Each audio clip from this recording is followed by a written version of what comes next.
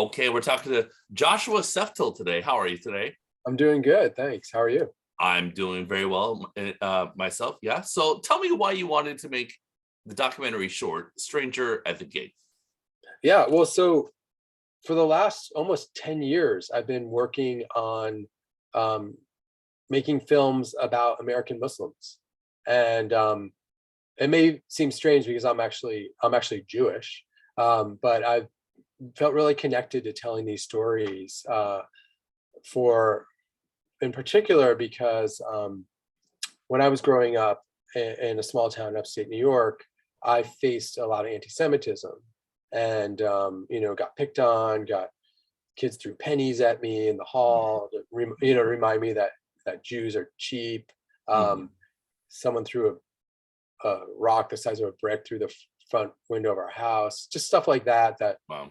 really stayed with me. And in the US and maybe in Canada too, there was a lot of Islamophobia. There still is, especially after 9/11. And when I saw that, and when I saw my Muslim friends facing that, I really connected to it. And I thought, well, as a filmmaker, maybe there's something I can do in some small way. And so I decided to do a series of films, which started, several years ago. And this film is the latest in that series. And how many are there? This is like, I think, the 25th film. Oh my God. Yeah, And a they're lot. shorts. They're short. Some of them are like 2 minutes long. Mhm. Some of them are 4 or 5 minutes. This is the longest one. This one is almost 30 minutes. Yes. Mhm. It's quite a story. We'll get to it. I did not see that ending or let's say Mac's arc. I did not see that coming. But Don't give it away. Don't no, give it no, away. no, no. But it actually made total sense Yeah, when you get to know him within the window of the story. It actually does make sense. cool. Yeah, yeah. It's a crazy story. Mhm. We actually came across it in a newspaper article in a small newspaper from in the Midwest, and I thought, wow, this is an insane story. It's roughly speaking, it's about a U.S. Marine who comes back from 25 years of service abroad and comes back to his small, Muncie, Indiana, small Midwestern town. He's got PTSD, and he decides he's going to blow up the mosque in his hometown. And he builds a bomb, goes to scope it out, gets to the mosque. The people, the congregants of the mosque invite him in. And that's where the story takes a crazy turn. He's a very intense guy. Yeah, kind of scary, right? Yeah. Uh, What's the energy like in the room when you interview him? yeah, well, the first time I met him, which was actually a few years ago, because I found this story, and then I met with him, and we actually made a very short film, like a Mhm. 4-minute film with him a few years ago. Mhm. Um, it's sort of scary when when you are in the same room for the first time with someone who you know had intentions to be a mass murderer. Mhm. I've been in the room with, like, former skinheads who've Mhm. you know done great harm to people, and it's the same feeling as being in the room with Mac. There's like this Mhm. sort of, Mhm. almost like the hairs on your arms stand up a little bit, like it's sort of scary and exciting at the same time. It's hard to explain, but it's a weird feeling initially, but ultimately, um, I found this to be true with anyone I interview who's has a sordid past. That ultimately they become human. Mhm. You become more comfortable with them, and you realize, oh, they're just a person like me, although they wanted to kill people, or maybe did kill people. So Yeah. that sets us apart. But it's intense. I can only imagine. So, so tell me about the people who were important in Mac's life, or who are still important. Yeah, I mean, for this film, we decided that we wanted to hear Mac's story Mhm. about his intent and his intention to blow up this mosque.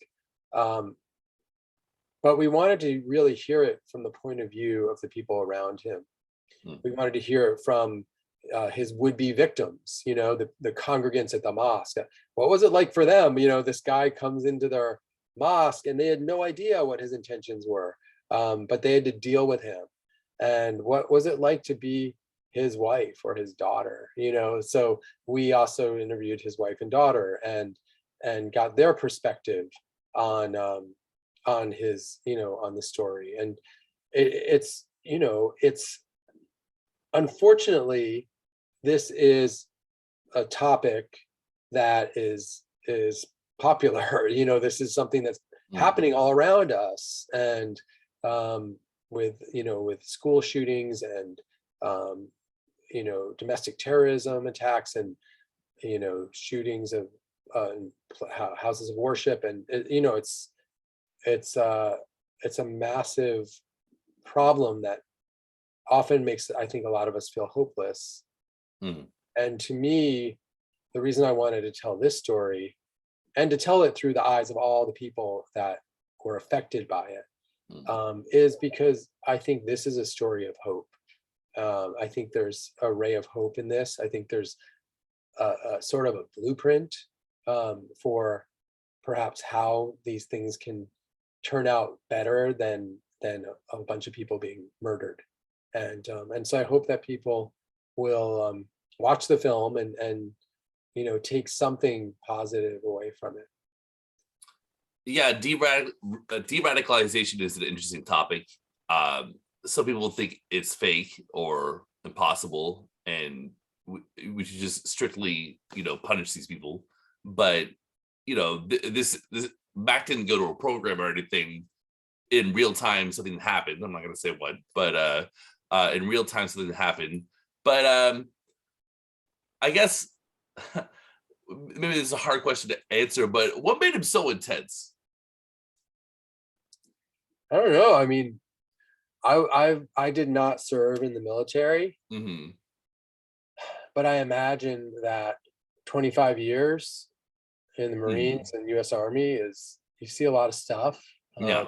I know he saw death, and I know it was hard for him. One of the things he says in the film is that at a certain point in his career in the military, he was suffering, and he was confused, and didn't know how to cope with what he was seeing. And so he met with a superior, and he said, "Look, I'm having trouble. How can I cope?" And the guy said, "Look," he said, "you need to act like you're out on the range and you're shooting at a paper target, and you have to pretend that these people are not people, that they are not human. And if you can do that, you'll be fine." And that's what he did. And maybe that works for a little bit of time, but ultimately I think it doesn't work in the long run. And I think Mac came back from his service very damaged and confused. And I think that's probably where some of the intensity comes from. Fair enough. Yeah, I guess that dehumanization, where it's more like a video game than life and death. I've heard people who drop bombs through drones feel like that. It's just like a simulation. It's just kind of funny, and then it's gonna mess you up, at a certain point. Yeah, even when someone loses a parent or a loved one, at first it doesn't quite register, and then it can chew them out later. Yeah, it's a trauma. It's it's every time it's probably a trauma, and you can tuck it away, but it will come back to haunt you. Okay, so when you watch this short film, what do you get out of the experience? When I watch it, Yeah. I haven't watched it lately, but I'm about to at Tribeca. Yeah. I mean, it makes me, pretty much every time I watch it, it makes me cry. There's something about it, and about the kindness of the people, is really the kindness and openness that is shown, the generosity that the members of the mosque show, and the transformational power that that had, is just, I find it to be incredibly moving. I find it to be hopeful. I find it to be perhaps the answer to like all of our problems in our society right now. And so it makes me feel very moved when I watch the film. I hope other people feel the same way. Well, I'm sure it'll be a lot of fun to watch it with an audience, right? Yeah, Yeah. I'm excited about that. I'm excited about that for sure. Yeah, definitely, right? So how many times have you attended the Tribeca Film Festival? Well, this is the third time I've had a film at Tribeca. The first time was in 2008. I had a film called War Incorporated, which Yeah. was a feature film, political satire, starring John Cusack, Marissa Tomei, Ben Kingsley, Hilary Duff, Dan Aykroyd, Joan Cusack. It was a great cast. Mhm. And I had another film at Tribeca in 2015, I think, which was a short doc called The Many Sad Fates of Mr. Toledano, which was a crazy portrait of it was a doc, a crazy portrait of a photographer who imagined all the ways he could possibly die. And he actually enacted them and took portraits of himself dying in all different ways. And then Whoa. this is the third film, Stranger at the Gate, which is in the 2022 Tribeca Festival, which they changed the name. I think it's called the Tribeca Festival now instead of the Tribeca Film Festival. So I'll make note of that. Okay. Noted. I just found that out yesterday. What was the movie you said you came with? War Inc. War Inc. was the first one I had at Tribeca. Yeah. I remember when that came out. I don't know if I saw it. I might have seen it, but I remember while I was preparing to do this interview, seeing the poster for that movie. And I was thinking, yeah, I definitely saw that in a magazine or something. That poster. Yeah. I think it did very well in Canada for some reason. It probably would, yeah. Definitely. We like that kind of stuff. It's a very anti-war film, and I think it came out at a time when the war was still going on to some degree, and I think it was almost too soon to have commentary on the war, but it was, it's fun to watch it now, and it's still, I think it really holds up. And Dan Aykroyd, who's Canadian. That's right. That's right. That's Legendary. Oh yeah. Okay, so another thing I noticed while preparing for this interview, doing a little bit of homework on you, Joshua, is I watched those or at least one of the CBS News segments that you did with your mother. So tell people a little bit about that. Sure. Yeah. So I have this regular segment that I do with my 85-year-old mom on CBS Sunday Morning. I assume you do have that in Canada? Yes. Okay. And it's a very popular show. I think 7 million viewers watch it at any given time. So it's one of the most popular shows on TV in the US. And we're on there. We were on there a lot during the pandemic, I think 7 or 8 times. And what I do is I just call my mom on Zoom, kind of like this. And we talk about, I asked her a bunch of questions about what's going on. And in particular, during the pandemic, she had a lot to say. And I think it was a very relatable connection because she was isolated. She's 85, she wasn't going out. And we weren't really hearing the voices of older people who were isolated at that time. So to hear her perspective and just to hear her voice, I think was very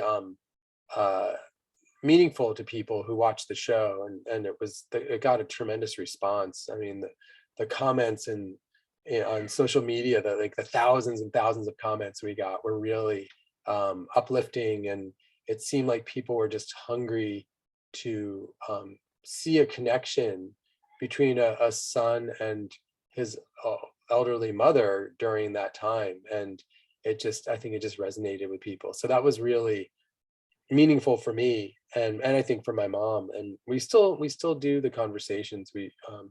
we're probably going to do another one this summer. But it's a lot of fun for us. It's like it's like we kind of work together, you know. We're not just mother and son, but we have a project together that we do on a regular basis. So it keeps us connected. Yeah, it was fun to watch. It was very sweet. So, is Warring? How can people watch Warring and your other documentaries? Are they streaming anywhere? Yeah. So War Inc. I believe I think you can definitely get it on Amazon. Oh, you know what? It's streaming on Peacock right now. Oh, So if you okay. have Peacock, you can watch it for free. Oh, cool. And then my other docs, well, the one I mentioned before that was at Tribeca, The Many Sad Fates of Mr. Toledano, is on the New York Times website. It was a New York Times op doc. And so you can watch that for free. And then my other docs, if you just go on IMDb, you can see what I've done. I've done, I don't know, 15, 20 docs over the years, and some of them are available on Amazon, some of them are online for free, and then a couple of them are really hard to find. So you know, but you can see some of my work for sure. All right, well, Josh, thanks for your time. What's next for you? Well, the thing that's exciting to me right now is that the short has been getting some nice buzz, and we have gotten some interest in adapting it into a narrative feature or limited series. So we'll see what happens, but we're in conversation about that now. So it's pretty exciting. Okay, well, lots of luck with everything. Thanks so much. It's great to talk.